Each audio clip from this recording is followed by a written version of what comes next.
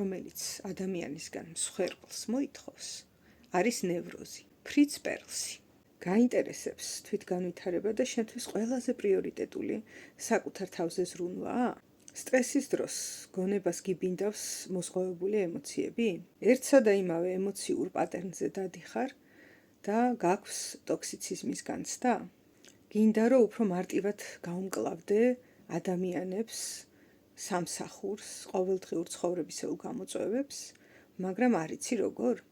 მაშინ მაქვს საუკეთესო შემოთავაზება შენთვის. ჩაეწერე Everyways ფსიქოშემეცნებით კურსზე, სულ არის 10 შეხვედრა, თითოეული მათგანი ეძღვნება თითო ფუნდამენტურ საკითხს, არის როგორც თეორიული, ისე პრაქტიკული სავარჯიშოები და ამ კურსის გავლის შედეგად აღადგინე კონტაქტი საკუთარ შინაგან სამყაროსთან, იპოვე ბალანსი, გაუმკლავდი მოჭარბებულ ემოციებს და გადალახე ურთიერთობების სირთულეები არა ინტუიციით, არამედ გაცნობიერებულად.